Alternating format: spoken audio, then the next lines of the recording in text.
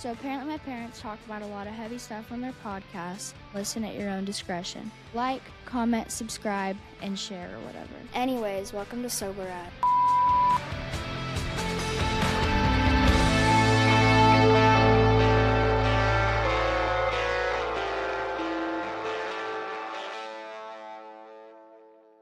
Hey everybody, welcome back to the show. I'm Ryan. This is Jess. We are sober as fuck. Before we get to today's guest, I do want to remind everybody you can catch every episode at our website. It's safpodcast.com. That's safpodcast.com. We have merch, coaching. If you'd like to join us on the show, you actually go through the website for that. We also have our blogs and our monthly challenges. Again, it's safpodcast.com.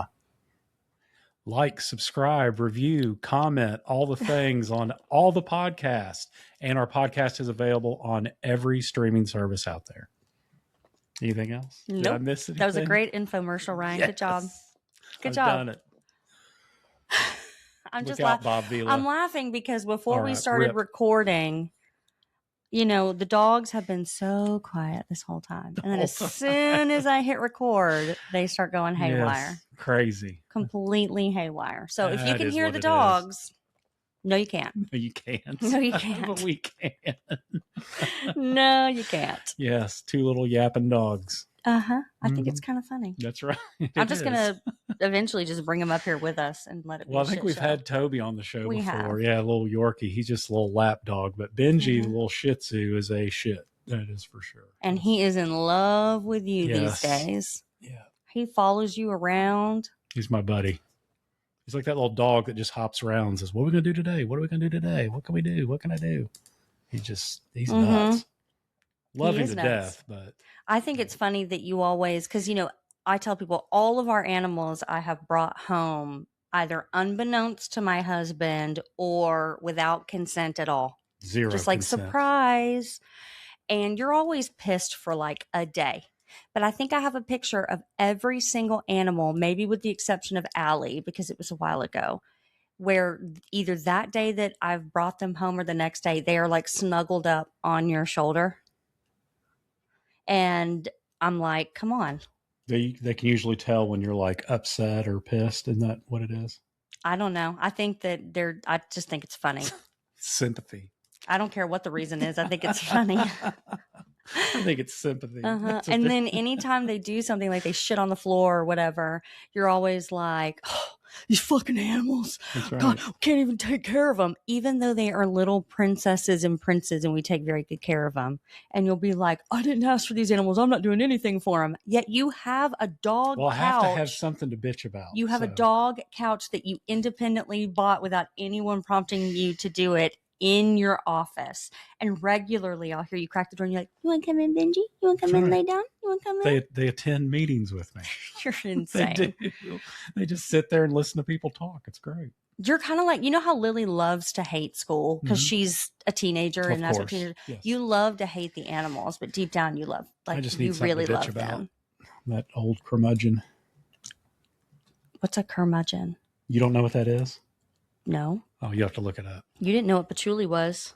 I didn't. And I'm just going to leave it at that. Speaking of meetings, today's guest actually does a lot of meetings with Reframe and has become one of my favorite coaches with Reframe. So I'm very happy to have her on the show today. She is a little over 8.5 years sober. That's awesome. And I cannot wait to hear her story. She listens to everybody's stories, but I never get to hear hers. So it's going to be great to hear it. Please welcome to the show, Angelina Garrison. Hi, Angelina. Hey. Hey guys. Oh, it's so awesome to be here with you. We're so glad to have you. How's the weather in the Pacific Northwest?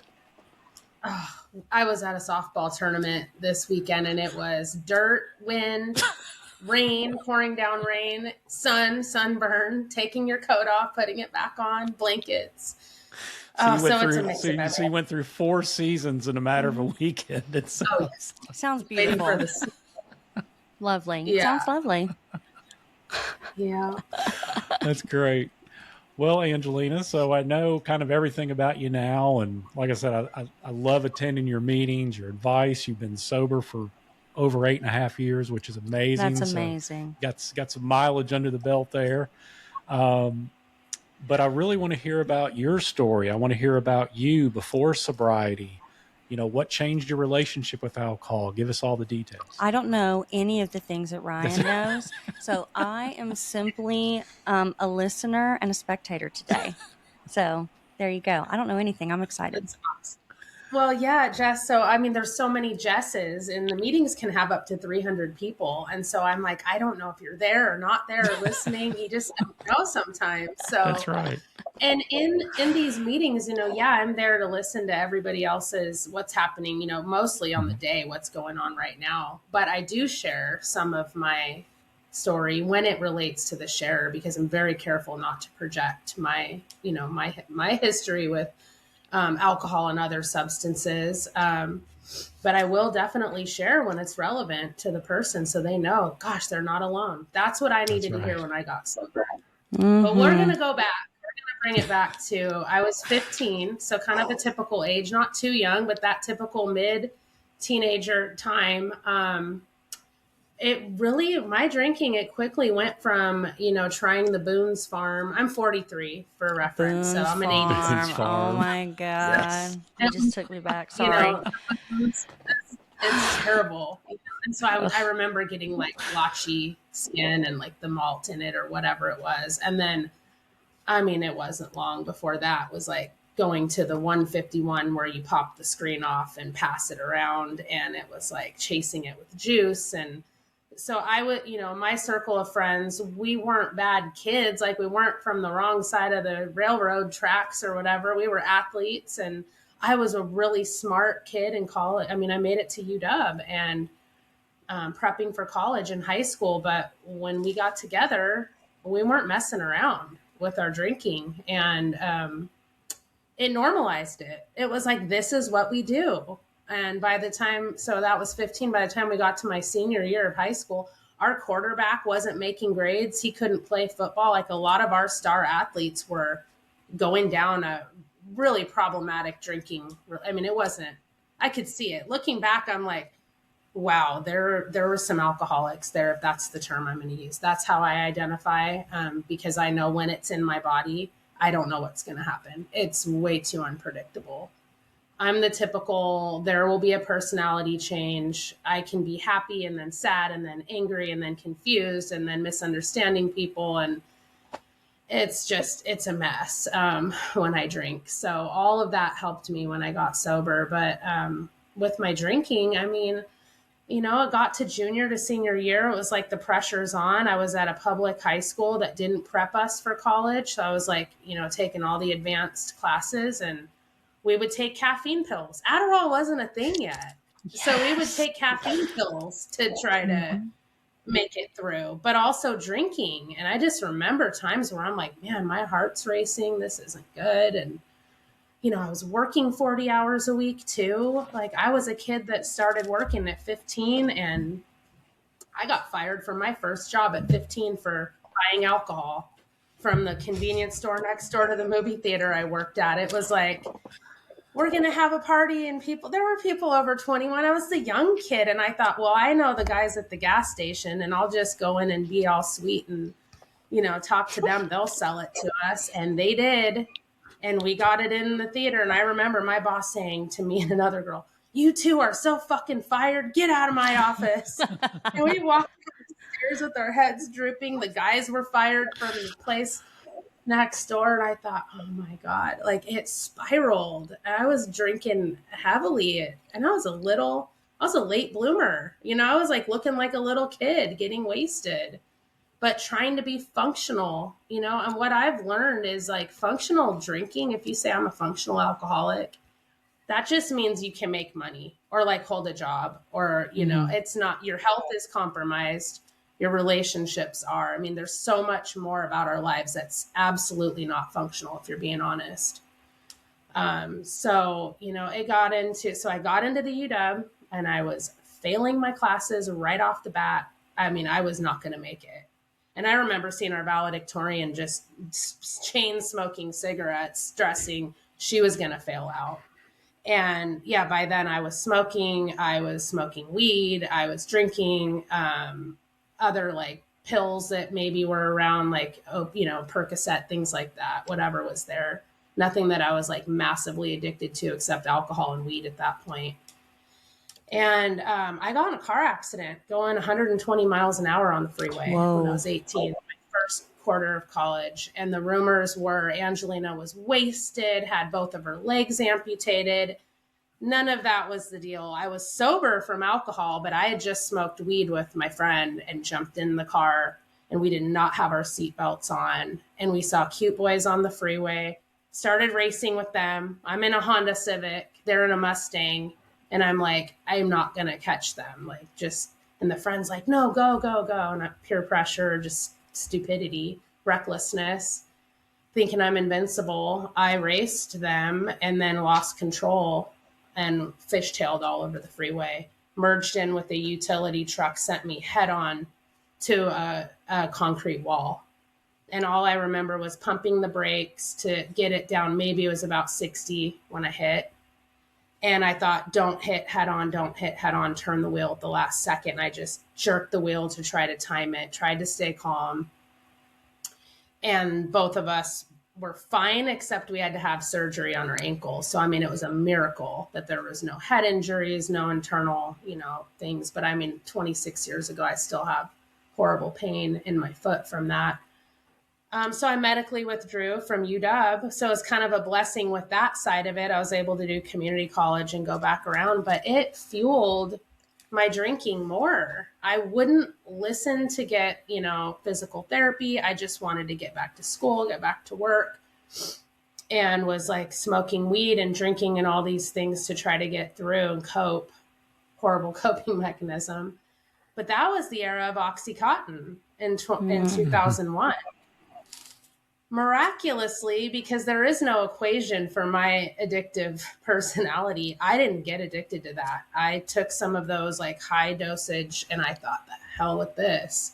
I'm not going to be laid up, and threw that out and didn't refill and went on with trying to just stay busy. But the drinking and the weed smoking was every day, all day, not the drinking yet, but that was like nights and weekends. So I started to heal from that, but I mean, I would go to parties and take ecstasy and all the things that it's like, you look back and man, if fentanyl was around back then, I wouldn't be talking to you guys right now. There's no way. There is no way I would have gotten, because I'd had stuff that I got that I had bad reactions to, like who the hell knows what was in that pill, but luckily that wasn't a thing. So I'm petrified for my kids, please don't experiment. Don't do what we did. But my weed habit was a big issue. And so I started selling weed. I was like, I am not going to be able to pay for this habit. So I started selling. I sold for 7 years before it was legal. Worked in restaurants. So mostly to people I worked with and grew up in Seattle. So it was a big thing. It wasn't like, dealing with sketchy people, it was people like you and me. So nothing too dangerous, but word got around, so if I was at work bartending or cocktail waitressing, I would come home and my apartments would be broken into, and I'd have like my little kitties scared in the closet. And I'm just like, people looking, thinking, oh, she's at work. We'll just be sneaky and try to, so there were just dangerous situations for sure. A lot of my history, I drank and smoked weed for 20 years. So from age 15 to 35 is when I quit. When I was done with my drinking, I had to take count of all of what happened in all the 20 years. It wasn't just about where am I at right now when I'm at my turning point to stop. I really had to take an inventory on all of that. And that contributed to where I got. But I also, I ended up with 2 DUIs in my 20s. The first one was after a work party, and it was, emotional thing. I got in an argument with the boss that was like sexually harassing the girls. We were all drinking together. There was just no ethics. And as a bar, so there was a lot of drama. But people did, they did coke in the bathroom at that party, and I remember doing a tiny bit of it, and that's when we blew up at each other. I had a designated driver, and I bailed down the stairs and was like, fuck this, I'm out of here. Jumped in my car and wanted to meet with some other friends, and I ran through a red light at like 2 a.m. and maybe barely looked, but it was like, what if a car was coming down that road? You know, I barreled through there, and there were cops at a 7-Eleven, and they got me. And I blamed the line of coke. I was like, oh, if I didn't do that, it would have been fine. I'm 24, and I've been drinking and driving since I was 16. So that was my attitude back then. Like, well, yeah, it caught up with me, and I'm going to pay the consequences. This is fucked up, but at least, you know, nobody got hurt. And I went through that and dealt with it without blaming others, except I was blaming the specific substance. You know, I was like, oh, it wasn't until this entered into my life that it became unmanageable. Little did I pay attention to that alcohol was the gateway to every other drug I ever did. And I never got fully addicted to anything where it took over my life, except it was just like weed and alcohol all the way through. So that same year, you know, I'm in the system. I go to my attorney to try to get that DUI fought. I blew a .24.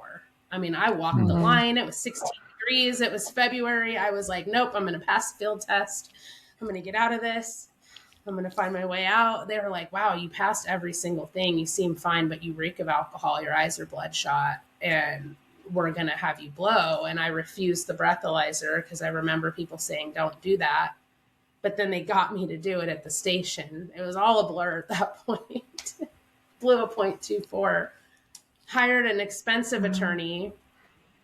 And he was like, he didn't tell me that if in the state of Washington, if you blow over a .2, there is no getting out of a DUI. This was in 2007.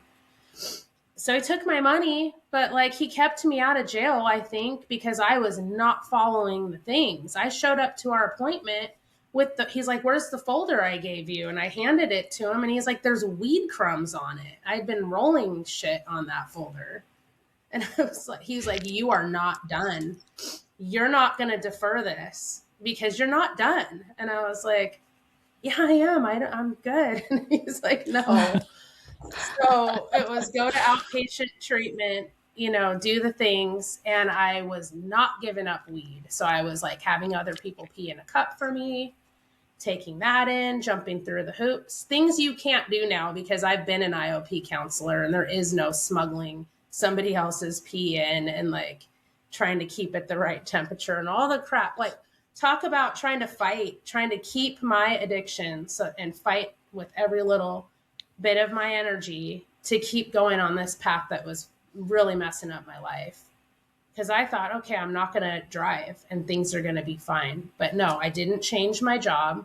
I stayed working in bars. I stayed around sketchy people. I was on foot in dangerous neighborhoods, still drinking and using other things if it came up, and gave my car to my neighbor, these 21-year-old sweet college girls. I was like, just take my car. The rule is don't ever let me have it back. Like, don't listen to me when I drink. Don't let me find the keys. Shit goes wrong when I drink. I will like think I'm fine and end up in my car. So keep it away from me.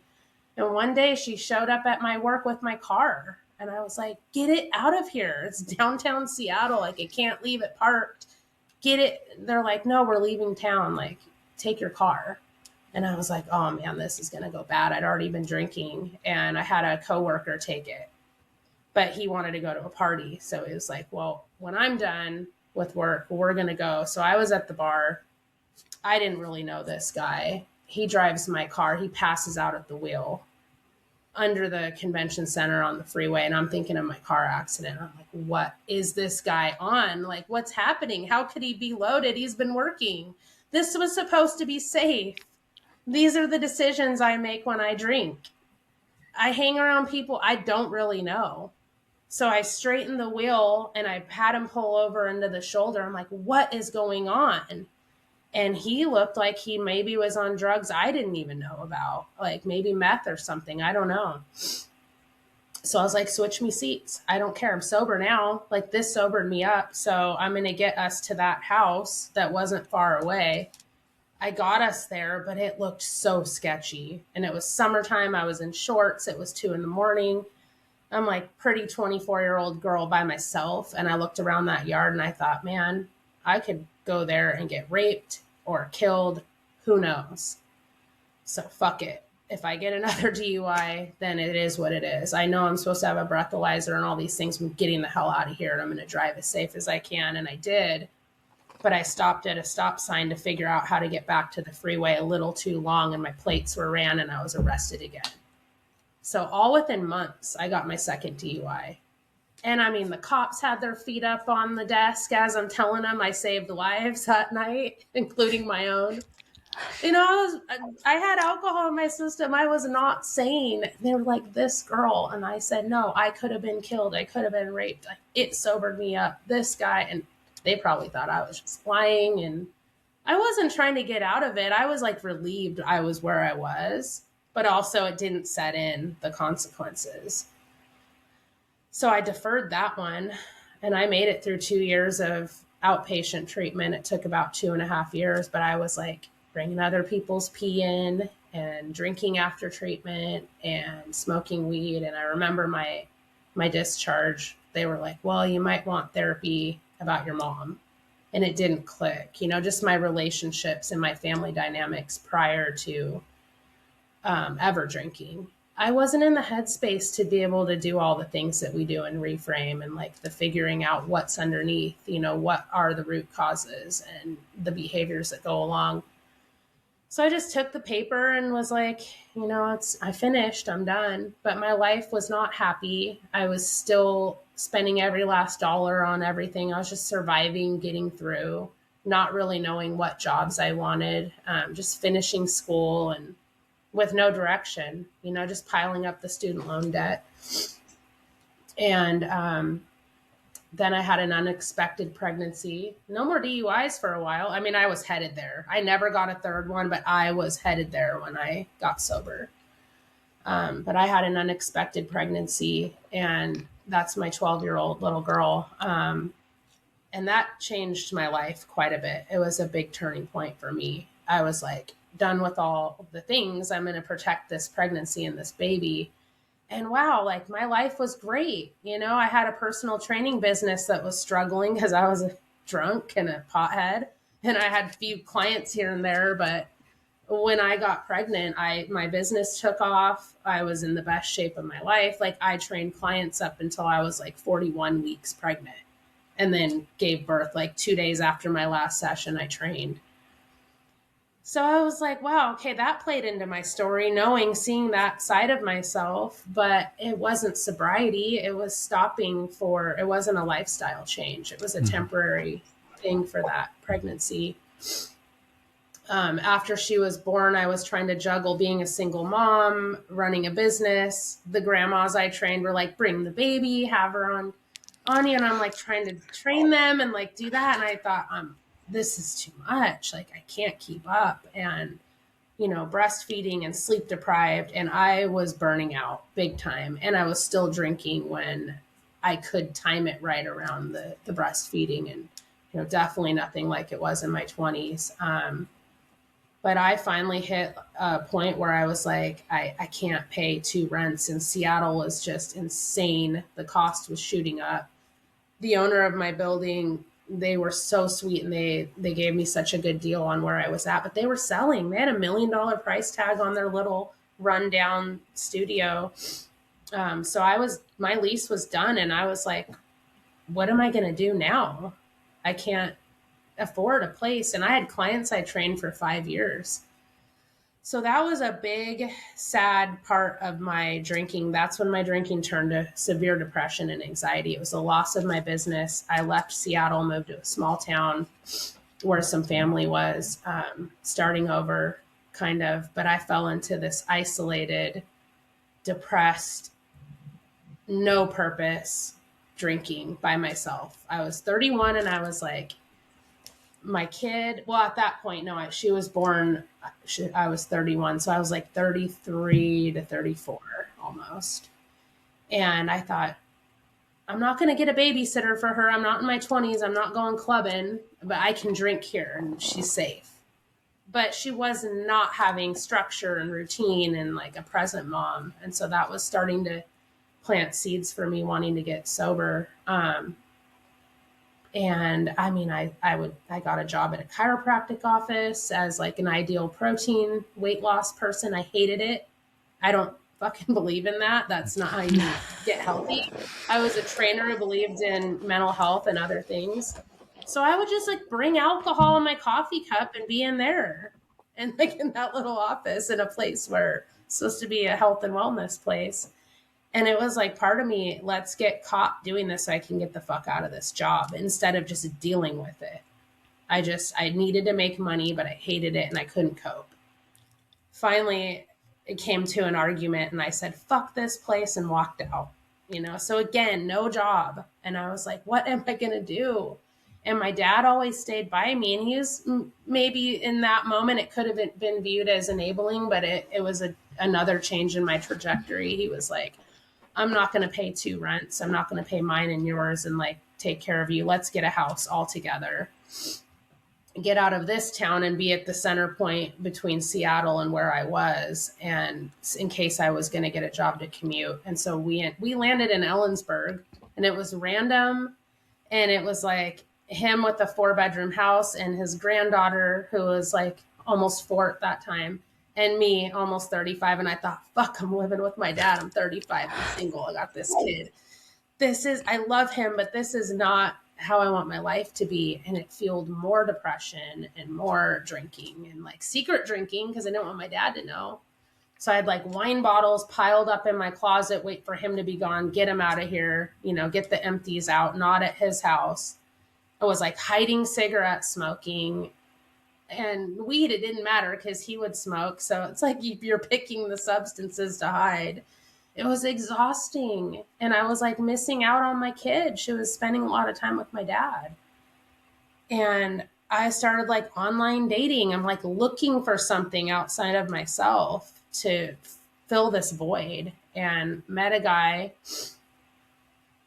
dumb as can be. I mean, he was a guy from North Dakota, and I was like, fuck, I don't even know if he can read. He talked text, but I was drunk all the time. So it was like, whatever. He wasn't looking for the right match. He was, he's gonna probably see this. But I thought, okay, we were all sitting at a table having edibles one night, and all the kids were playing in one room. We're having edibles and like drinking.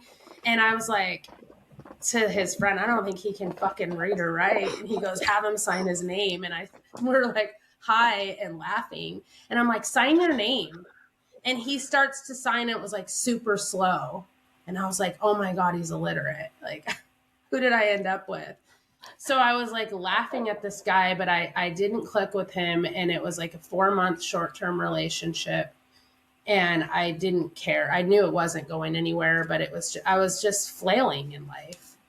And that was my last drunk, he was targeted. It was my last weekend of drinking. And I thought I had gone to visit my mom, which we had a strained relationship. And there was a lot of resentment and just like me wanting her to have found happiness in life. And she never really did. She gravitated towards a lot of negative stuff, and sober, but dry drunk and isolated. Very, very sad and depressing to be around her. So that visit with her, I was like, fuck, this is dark and depressing. And I wanted to drink when I left, even though she's like, I love you all. It was like the words were there, but it was like then the relationship wasn't what I wanted. And I remember leaving that day so depressed. I started drinking halfway from Seattle to Ellensburg. So I started drinking in my car with my kid in the back seat. Not wasted, but like starting to get going because I couldn't handle the nerves. And I thought, wow, this is really messed up. I'm on the freeway driving and my kid's in the car, and I'm not drunk, but man, if I get pulled over or CPS is going to be involved, or who knows what could happen. And again, it was like the magnitude of that didn't hit until after. And then I saw the boyfriend, and I just wanted to get drunk by myself. And so I picked a fight with him. And he didn't care. He didn't know. Like, he wasn't the smartest, the sharpest tool. And he's probably like, what the fuck? And he's on his phone trying to like buy a snowmobile. And I started arguing. I'm like, put your phone away and talk to me. I wanted to fight so that he would say leave, but he was so passive, he wouldn't. So it just escalated. And I think I was like having borderline psychotic break. And I wanted to like argue with him, and I started throwing stuff in his house, and he's like, I'm walking away, and went into his car and called my dad. Your daughter's fucked up. Like, she's angry. Come get her. I don't know what to do. And so I remember my dad showing up there, and he had my daughter on the porch. He's like, do you want to go to jail? And I was like, I don't care. And he took her and left. And I mean, this stuff, it's so heartbreaking, but I can't sit here and be in shame or beat myself up or be sad about it, because these are the things that had to happen for me to get sober. And that guy, I punched his side view mirror and was like, get out of your car. And my hand was all bloody. And he jumped out of that truck and got in his car and left and went to a bar. I was driving around town I don't know how, there were so many cops. I'm in a college town. I don't know how I didn't get a DUI. And then I said, fuck this. I'm going home finally with my temper tantrum, drunk self. And I grabbed my last bottle of wine. It was like, it's wine. It's fine. I'm not drinking hard alcohol. This mental breakdown all happened from wine.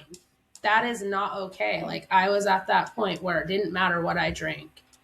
It was sending me into that mental place. And so I bought my last bottle of alcohol with the bloody handprint on it at a store. And the guy sold it to me with tears in my eyes, laid it down. He sold it to me. I went back to my dad's and I opened that bottle and sat at the table. My daughter was in bed, and he talked so calmly with me and like rolled a joint for me while he's bandaging my hand. And like, I said, Dad, he's like, how did this all happen? I'm like, it's me. I had a moment of clarity in my drinking. I was like, it wasn't the boyfriend. It's nobody else. I have to be done. This is what happens when I drink. I'm scared of what's coming for me. I'm done. And I was like, he probably thought she's drunk. It's just talk. Even though we hadn't had those conversations before. And I, kind of laid around the whole next day. And the very next day after that, I went to AA and found my people, and I never looked back. I mean, my rock bottoms were in my 20s with the DUIs, but this was a bottom, and it was my done moment. And I'm not ever going back to it. I have not relapsed. And it's not like, oh, look at me, I haven't relapsed. My whole drinking career was a relapse, was like a big mess, So, gosh, I feel like I went on and on. No, That was great. no. That was perfect. And thank you for telling your story. Yeah. I really appreciate it. I always tell parents, it's not easy to talk about those parts, but I love what you said about you can't be ashamed. And you can't, because of course you're not glad you went through it. You don't recommend it. It's not something you look back and you're like, oh my gosh, I'm so glad I did that, because I wouldn't be who I am. But at the same time, because you are here and because you're in this moment, you do learn to hold appreciation and respect for what got you there, right? Because if you let go of all of that, then what's to stop you from getting back to it, right? Like, you need the scars. Like, happiness doesn't happen without sadness. Success doesn't happen without failure. They're reciprocals of one another. So I love how you said that, because that's so true. And I think people, like, once you decide to seriously get sober, the whole acceptance of what has been and what you cannot change and the amends and all of those things is really, really, really hard for people, because you look in the mirror and you're this sober person and you know where you want to be and you know where you want to go, but to reconcile the past is very, very difficult. I remember you came to me one day and you were reading a book. You'll know what it is once I start talking about it. And it was talking about like narcissists and narcissist behavior. And I'm not talking about how like TikTok calls people narcissists. I'm talking about like a clinical diagnosis. Okay. And he's like, I'm reading this and it's giving all of these examples of like typical behavior of someone who is clinically narcissistic, like diagnosed narcissistic. And he's like, yep. And he goes, am I a narcissist? Like, like it just kind of put things, he's like, I've done all those things to you, myself, my family. Like, that scares me. And I could see in your face, you came to me and you were just like, oh my God, like that realization. And, I looked at you and I said, if you were clinically narcissistic, you wouldn't be coming to me with this panicked look in your face, terrified. But it was that, that recognition of, holy fucking shit. Like, I check every single one of these boxes, especially at a certain point in my life. And to hold that and carry that and use that as your superpower that propels you forward is really difficult for a lot of people to do. So I love that you said that, and I've heard you say that too. And I think that's really powerful for people to hear, right? You don't reconcile the things, you hold them. I think it's the honesty in it. You get honest with yourself. That's a huge weight off your back, realizing all the shitty stuff you've done. At first I was one of those that kind of like, I'm putting the past in the past. I'm moving on. Yeah, that used to be your big thing. Yeah, like, are we really just going to we're just going to constantly talk about the past? Constant talk about shit. Yeah. And then I realized, we are going to talk about old shit, and I am going to fucking apologize for it, and I am going to hold myself accountable, and make amends with people that I've wronged in the past. Without holding it so tight that you're constantly tripping over it. There's that balance. And I think that's where, and Angelina, you can probably talk about this. I think that's where a lot of people really go back or relapse, is they get stuck in that, like a shame spiral, I guess you'd call it, where you're constantly thinking about, what you did, or, I was one of those that, like, well, I'm an alcoholic anyway, so I might as well just go ahead and, or this person thinks this about me, I might as well just go ahead and drink about it, because that's what I'm going to end up doing. You're finding anyway. Find allowance or the excuse to go back to it. And you probably attest to that yourself. Well, I'm sure. With the fourth step for AA is a big step. And I mean, it was said, a lot of times people can relapse going through this, but if it's done in a way where you're breaking it up and you're with somebody who's got their shit together, because my first sponsor, she was like, you're going to do this much, and then you're going to throw yourself on your bed and cry and slam the door and like have these things hung on the wall. And I thought, whoa. Well, she was borderline personality disorder, for one. There is a lot of stuff that alcohol, when you're under the influence of alcohol, it can mimic narcissism, bipolar disorder, the things I described in myself. But until you remove these substances and get distance from it, then you can see, are there other things here that really wasn't alcohol and drugs, and then you can work at those. A lot of times, like for you, Ryan, and like me, I mean, my anxiety and depression went away when I took that shit out of the equation. Yeah. It's not that case for everybody, but if we're checked in with ourselves and we can, we only have power over our own self. That was a red flag with that sponsor. I was like, it's not going to be that bad, even though my 20 years of use was mostly single living. Like, I wasn't married. I had lots of different partners, lots of different short term, and you got to go through all that. So you've got to look at everybody I felt who had wronged me, and jobs, employers, and I was a cut and run kind of person.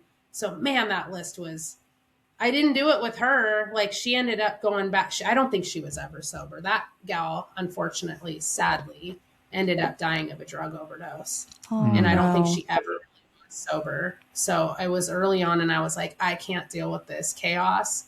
I'm out. And I stopped working with her, and I took a break. And so I was slow to find a good sponsor that I worked the steps with. But it was a long process, but it has to be with the mindset of, that doesn't define me. This is evidence. It was painful. There's a lot of it I would like to have not happened. I'd like to be somebody who had minimal things happen who made this change. And there are lots. I've met them in Reframe. But they've got to keep that memory of, like, the things that were bad, even if it doesn't seem huge and catastrophic.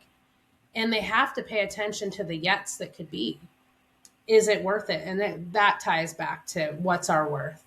Because when I got sober, I was like, I have to know I deserve this. Any of that self-sabotage, self-destructive way I lived, I had to pick that apart, see where did that come from? And why would I want to hurt myself? Because that's really who I was hurting myself. It was me. It was my kid. And I was like, I got to do this for her. That changed in a week. within a week, I was like, no, this has to be for me because I'm missing out on her. And that's sad. She might be missing out on the best version of me, but is a little kid and not really knowing that yet. But for me, I was like, I'm already missing out on her, and I want more for myself as mom and as a person. And that trickled into every area of life. Yeah, I mean, that's the biggest thing, right? Is, of course, there is this sub level that you're doing it for the people you love. I mean, obviously, but the number one has to be you. Yes. But you do it for you, like you said, because you want to be a good mom. You do it for you because you want to be a good employee. You do it for you because you want to feel good and you want to be happy and you want to be healthy. And I mean, you do it for you, and in doing it for you, it allows you to be the thing to other people as well. Like it's a snowball effect, right? Like it's not just a blanket statement. And, you know, we've talked about this a lot too. Removing the substance is one thing.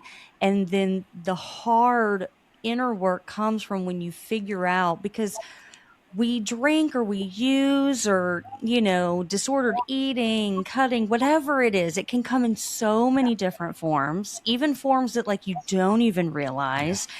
That you think you're doing these things because they ease anxiety or you have fun and to make you feel better. But really, honestly, it is a form of self-mutilation. You are doing it really to hurt yourself, even if you don't consciously realize it. Like, even if it's something as small as, I'm doing this because it's socially acceptable and I don't want to be the only one not drinking. That is still you altering yourself in a negative way in order to conform, which is a form of self-mutilation. I mean, it's kind of goes back to that whole like confident, happy people don't criticize other people because they're so confident and happy within themselves. They understand that life is difficult and that they're like, you know, that's not my game, right? Like it's the same thing. And, you know, when you were talking about like blaming the Coke, all I kept thinking in my head was, you blame a substance that's tangible because it can be removed, but without blaming yourself for being the one who's using, you know. And again, I mean, this is literal and metaphor. Well, I like, was like, yeah, this is a new substance. Exactly. So This has to be it. And here's the thing. I mean, the alcohol. and this happens on varying degrees for different people. So I mean it metaphorically and literally, but there'll always be Coke in front of your face. There'll always be alcohol in front of your face. There'll always be tragedy. There'll always be temptation in front of your face. For some people, that literally means drugs in front of you, depending on what your life is. For some people, it could be food, whatever, sex, gambling. The solution is not to prevent those things from existing in the world. I mean, of course, you change your circle and you do these things so that hopefully you're minimizing your group. But, you know, there's no guarantee that you're not going to be somewhere and somebody's going to like throw out a bag of Coke or, you know, try to get you to like take a shot of liquor. The fix is for you to understand that you have an addiction that is beyond your control. And you cannot control that, but you can control your response to it. You know, it's this balance of... It makes it easier if you can get to a point where you're like, I can be around all that stuff and I'm so happy I don't want it because it ruins my life. That's where I'm at. I can see it everywhere and I'm like, oh, I'm so glad I don't have to want that. We have to not want it anymore. Right. Yeah. Because really what you want is in those moments, even I think when people are like, oh my God, I want to drink or I want to do this. It's not really that you want to drink. Number one, that's a lot of muscle memory. Your body just goes into this natural cycle if you've done that forever. So of course it's going to be maybe a fleeting thought. But number two, what you're looking for is dopamine or calmness or stillness, whatever it is in that moment. You're looking to have fun.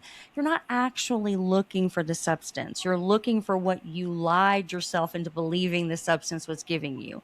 And needing that dopamine, needing that release, that's fine. That's fine. There are a lot of really healthy and productive ways that you can achieve those same things. Like you found that in exercise. Yeah. Journaling. But I feel like it was almost like a cross addiction though. It took me a while to realize I think I've that's moved on normal from too, one thing though. to another. It seems like it, being 3 years in now, and listening to a lot of people's story, I can relate to a lot of it where I couldn't very early on, but now I Well, can. there's a reason there's steps too. Yes. You know what I Yeah. mean? Like I Yeah. remember my brother got sober and I was like, "Are you still smoking cigarettes?" He's like, "One step at a That's time, right. One Jess. thing One at a thing at a time. time." He's like, "I understand the cigarettes are going to kill me and they're terrible, but right now I'm doing everything I Yes. can not to Yeah. like put a needle in my arm or a bottle down my Yeah. throat. So we'll deal with the cigarettes later." So I think that cross addiction, absolutely, that can happen, but also giving yourself allowance for, okay, we're learning, right? Yeah.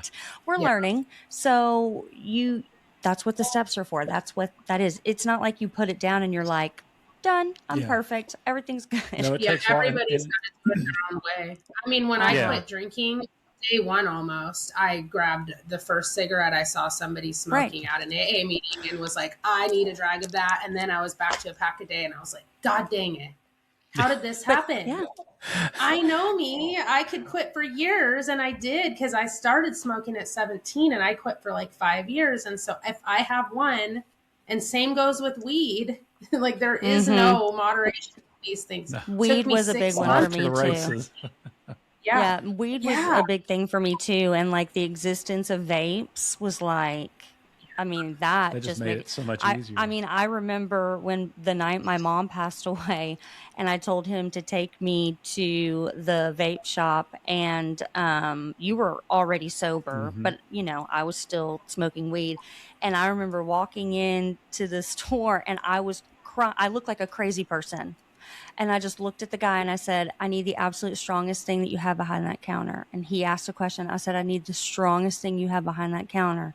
And he handed it to me and I just walked out the door and you just stood there. And I remember like the next day you being like, listen, like, I understand you're hurting, but like that is not the answer.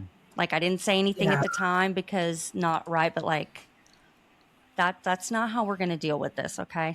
Well, and I've had And he's clients so ask right. me too, like, what's your take on that? And I'm like, it's up to you. I mean, you got to get honest. Right. It's again the same thing for me. It was from the time I woke up till the time I went to bed, and there was no like my tolerance was through the roof. It was unmanageable. It was taking over my life. It was a mental obsession. If you're someone that can take a toke at bedtime and like have it every once in a while and you like it, then that's your deal. I mean, it is, that's the way it is for everybody. Everyone's got to come to terms with their own. My mom too just recently passed, and I know you guys know. I just got done with a meeting. I was a chat mod for, and I saw the message, and it was right at the end of the meeting was past time. I never look at my phone. And I found out in a text. And I was like, oh my gosh, hit the video, shut the video off, texted a friend in there, and I collapsed to the floor and I couldn't breathe and my wrists were numb. And I mean, it was horrible, but not 1 second of that moment to now have I thought about alcohol or any other drugs. But if it was early on, who knows what that would have been. Yeah. I mean, it's been awful, emotional hangover. It's horrible. It's terrible. It's terrible. I mean, I feel all of that, not to digress, but like, I was in the ICU with my mom and I remember once my best friend was there. He was out of town. He was like trying to get back in town. And my best friend has worked in healthcare forever and ever and ever and ever. Right. And so like as a provider, lab tech, whatever.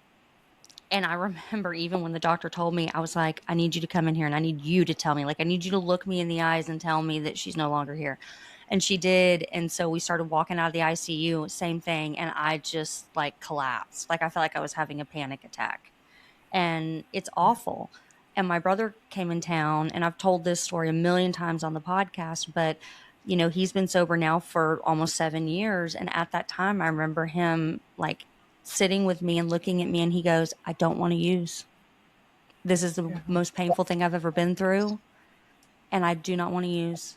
I don't want to drink. I don't want to use. I want to feel every bit of it. I want to go through it. I want to sit here in my grief and I want to process. I don't want to use. And it was like that look in his face of utter like pain and sadness, but also complete recognition and pride.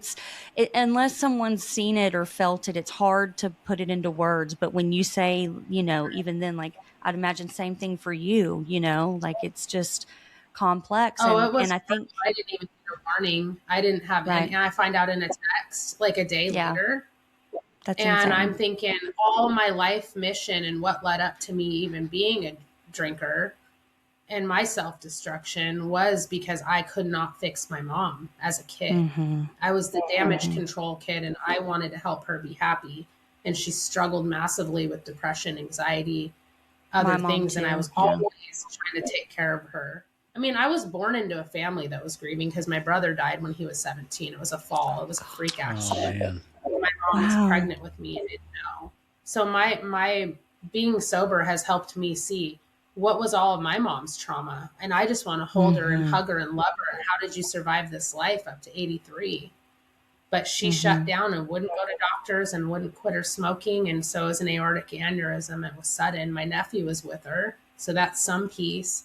But I thought I couldn't even be with my mom. Like I could not get her to go.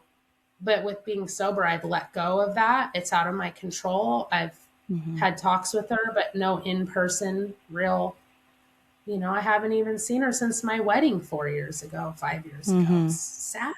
So that guilt came in, the grief, the what could have been, the why couldn't it have been different, the anger. I've had all of it while still working to get work helps me get out of my head.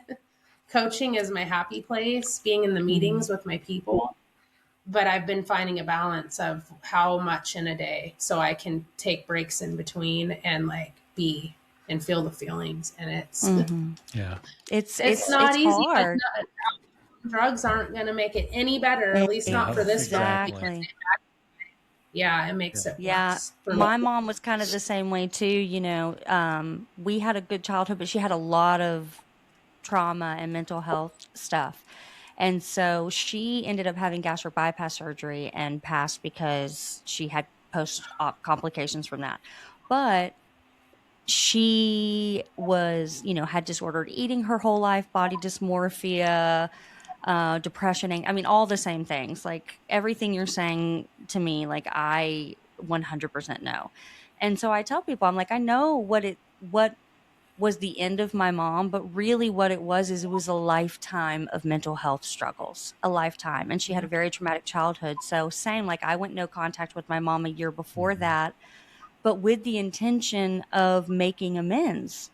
We were very, very close growing up. And so that feeling of, wait a minute, this isn't how it was supposed to be, right? We didn't get to make amends, and carrying that guilt too. And it's awful, but yeah, she stopped going to doctors and everything. And I remember telling her many times in her life, because she would also elaborate or just lie about her health. It was all the mental illness. And I'd say, one day you really are going to be sick and nobody's going to know until you're dead. And that's literally what happened. Right. And that guilt cycle, it's hard, but this place where you're at, where you go through all of those things that people would think would make you want to numb out, but you're like, no, that'll just make it a million times that'll make it worse. Can you imagine grieving like you are and being drunk and high? Whoa. I felt sorry for myself when I would get loaded. Poor me. Life's hard. I'm in survival And now you mode. realize I'm making it hard. It's me. And unfortunately, this is part of life. These things happen. You're right. You can't prevent them, and there's nothing you can do about them. It doesn't make it okay, but that's the only guarantee in life is that shit's gonna happen. Yeah. And we got to find better coping mechanisms, and they have to be consistently practiced over time. Yeah. So that's why if people are, earlier on and they're like, oh, I know I should have done this, but there's no shame. It is hard. Oh, it's hard. But if people can just get through, and Ryan, I know you guys know this because you're pretty far from the last drink, but it takes really getting clear of who you are as a sober person compared to who you were when you drank, and that honesty and not forgetting, because anything in life is easier this way. It might feel painful. It is going to feel hard. There are going to be moments where we react and we snap and we're human. We do stuff. I'm like, man, it's been almost 9 years. Am I ever going to stop just snapping at a kid when I could have just been like that mom that's like, oh, everything, I'm no, not that mom. No, you will not. I'm a yeller. It's modeled from my own childhood too. So those things are so hard to break, but it's less intense. it's quick and I can bounce back and be like, oh, I should have done this. Or I can redirect, let's go play Foursquare or whatever and play and like get through it. But if I was drinking, it would go on and on and on and on. And the reacting and all the anger and stuff, I can't have that in my life. If it's coming from me, I've got control of, I can change that. It's my hula hoop. That's right. Well, you have all the tools now, the big tool chest of tools to use. And speaking of that, obviously you're a coach with Reframe now, and you what do they say, moderate meetings, I guess is what they call it. I don't know, whatever. But you got into coaching. So what led you to that? I mean, was it, being the personal trainer you were before that got you into it, or, were you a sponsor and got into it? Yeah, I've always had jobs, even in my addictions, of wanting to help others, because that's just my nature. And I know that stems too from my childhood, wanting to help and fix everybody. But in sobriety, it's not I need to fix people. I got clear and straight with myself with that early on. I became an IOP counselor. And people in AA were like, don't go try to save the world at a year and a half sober. And I was like, no, I know. And they're like, a lot of people try to do that. And I was like, no, I get it. And I know, as a person who went through treatment, there's going to be most of the people in that program that don't want to be there. They're legally involved. Their choices are treatment or jail or CPS involved. It was extreme stuff. And a lot of like heroin and meth and other things. And it was really sad and hard. I got enjoyment out of it. People trusted me and they were like, you get it. Our clinical supervisor was not an addict. She was someone who had a degree and like maybe had a family member that inspired that, but they were in her face like, don't talk to me. You don't get this. You haven't lived it. And they would shut her down and look at me and I'd be in the middle. So I was picking up on what it would be like to kind of be in this world for a career, but I didn't want to be with people. It was disheartening knowing that they were just going through a revolving door. On top of that, my kid was 5, just started kindergarten, and my groups were going till 9 at night. My caseload was intense and the pay was shit. And I was like, I turned to my boss. I was like, I didn't get sober to be a half-assed mom. This isn't going to cut it for me. I'm not going to work nights. And I met my husband, like we met in AA. We knew each other for a while. I was like, he's got solid recovery. This guy, he's got his shit together. Of course, everybody's got their own issues. I mean, we butted heads. We still do. It's not as bad. It was a rough road though. I mean, we got engaged 5 months in. He got down on one knee and I said, are you sure? I was like, what are we doing? Are we sure about this? And then I was like, we need to live together first. And he was going to be a stepdad, and he had never had kids or been married or lived with a woman, let alone a woman with a kid, let alone a woman in recovery. So there was a lot going on. So we did. And then COVID hit, and it was like, oh, it was hard. We were struggling. We're like, are we going to do this? Are we going to make it? COVID threw a big, he's a worker, so that was an issue. He was out of work for a while. So, we were fighting. Then I found out I was pregnant. I was like, oh my God, it's not going to be a shotgun wedding. We were engaged first, but then I thought, who cares what others think? So it was pregnancy, COVID, all these things. We made it through, and it's great. And we got married when Lily was just about a year, sober wedding. Just a lot was going on. And I don't remember the point of how I got into our relationship. Oh, the career. So my husband, he was like, be done with the treatment center.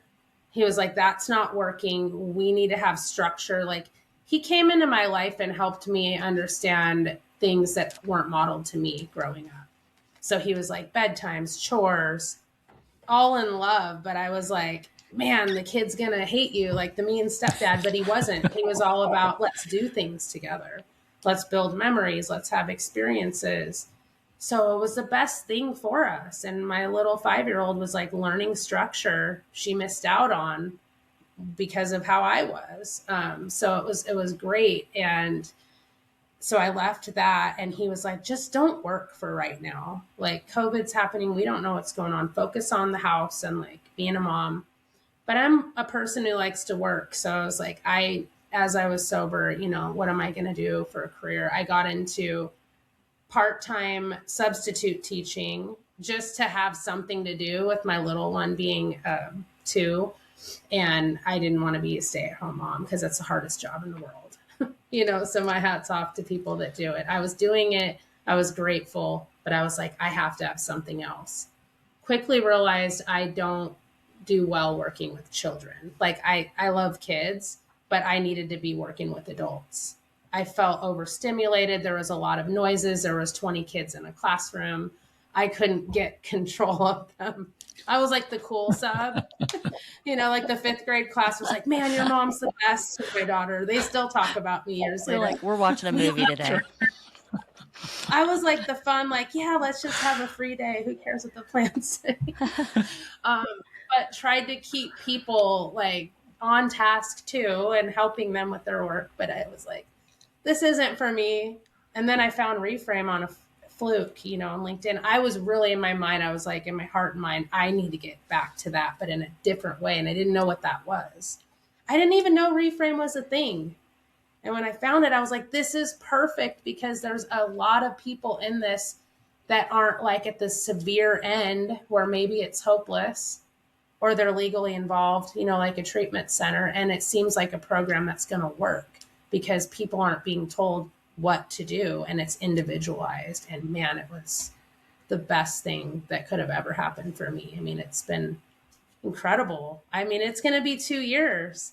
One of our meeting leaders that's been with Reframe for quite a while saw on my LinkedIn that I was hitting 2 years. He's like, how does it feel to know how many people you think you may have helped these past 2 years? Wow. And it's like, that's what this is all about. You know, everything that I did that was painful, if I can use my story to help anybody connect or understand, because I needed to hear parts of my story and others. When I got sober, I was like, oh man, there's actually hope for me. I'm not past the point of no return. I'm not broken. I thought mentally I was broken. I was done. There was no going back. And that depression and anxiety took me to that low point, but I pulled out because of community. Yeah, it's amazing. And I learned from everybody there too. I'm like, they're like, oh, when I meet with people one-on-one, they're like, I feel like I'm meeting a celebrity because, you know, I'm hosting these meetings and they haven't shared or turned their camera on. They're like, wow. And I'm like, no, I'm one of you guys. And I learn from you guys every single day. You know, there's all the time. anyone better than the other. And that's why I love the newcomer meeting, which I know you do a lot of those. Those are without a doubt my favorite because you're hearing that story, which is more than likely your story. And you never want to go back to that place because you're like, you know, that person's like in tears and they're like, God, it's day 4. And day 4 was like my worst fucking day. And you're like, God, I never want to go back to that damn place ever again. And to be able to give somebody encouragement and be like, you know, listen, I've been there. I know. Yeah. It takes time. You know, don't future trip. Don't get ahead of yourself. You know, just take care of today. It's great to be able to do that and help others. And I agree with you 100%. That's what it's all about. Mm-hmm. I agree with that too. Yeah, we can't forget what it was like or we're in trouble. That's when our brain will start saying, well, you're fine now. It'll be different. I don't want to have different because I don't want to have 1 or 2 drinks on a holiday. That would be pointless to me. Exactly. So if it's like, I mean, I drank to get fucked up. So there's the truth in it. And I don't want that version of me ever again. And so I will never play around with the idea of moderation for myself because it's pointless. Yeah. For me. Mm-hmm. Yeah. Well, speaking of drinking, before we get you out of here, I do have to get an old Angelina drinking story. A funny one. Gosh, yeah. I mean, there's so many. There's funny one. My nickname sadly in like junior, senior year Angeloaded was what people called me. And I loved it back then. I was like, wow, yeah, I'm Angeloaded. I'm so cool. I can hang with the best of them. But no, I hate that because that's what it was. And I remember just a typical, in high school, we weren't of drinking age. So we would go to like, the woods or parks or wherever where teenagers would go and drink. But it was broad daylight. I mean, it was middle of the day, probably on a weekend. I mean, we didn't skip school. We had all these bottles. So it was hard alcohol, fifth bottles. Each of us probably had our own, and like some like 7-Eleven cup mixer. And I had a minivan a boyfriend's parent gave me. So it was a broken down, one door didn't work. Power steering didn't work. So I had that, and it was parked on a slope. So I just parked it in the woods, and we went down the trail. We were sober, got there, but we weren't when we were done. We were wasted. And I remember a guy tackling another, and we're laughing. We're having a great time. We're stumbling back to, I don't think we were going to drive anywhere, but we were stumbling back to where we were parked. And the guy jumps on the back of the other guy, flips over him, and he's gone. And we're like, where did he go? And he flew off a cliff. And we're like, oh my God. But it didn't set in. We're just laughing still. Everybody was just so goofy. And it wasn't that high of a drop or a bad fall, but he fell down in blackberry bushes and was down a good probably 20 feet. And he was so drunk that he didn't care. He just climbed back up. And when he got to the top, it was like blood everywhere. He's still laughing, numb from the alcohol. We're all like, get him in the car. And the thing's on a slope and we're falling and I'm falling down on the ground. Well, I don't know. We ended up getting him. Someone came and got us, and we got him because the van wouldn't start. It's broken down. Got him in the bathtub, and we're cleaning all the dirt and blood and still laughing. And it's like, in the moment, so funny. And like, he survived. But later it's like, oh my God. Holy shit. Yeah. How many things could have gone wrong? I feel like we all have some version of that. Yeah. It's insane. Insane. When you were talking about Boone's Farm, all I could think was natural ice. That was the big one when I was at wherever drinking. Ugh. The $5 case. That and Mike's Hard Lemonade. Like, I think if I even like see those cans, I'll just throw up. Like, it's an automatic body response. Ugh. Yeah, so horrible. Yeah. So bad. But funny. Yeah, but funny nonetheless. But terrible. Well, Angelina, thank you so much for joining us on the show. Really appreciate it. And if you want to find Angelina for Coach, she is on Reframe. So you just got to join Reframe. And if you do need, what was I going to say? Code. Yeah, code or whatever. We have those on our link tree. So anybody looking to join Reframe can go about it that way. I'm a Reframer myself. So is Jess. It's awesome. Yeah. But anyway, Angelina, thank you so much. Thank you for being a coach. Love your meetings, and I'll probably see you on one later today. Sounds great. Yeah. Thanks so much, you guys. Soon. Thank you. Right. Bye. Bye. Bye.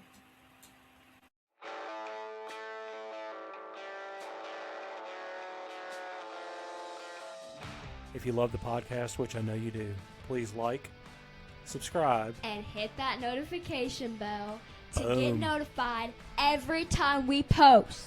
That's right. Dropping them, baby. Word.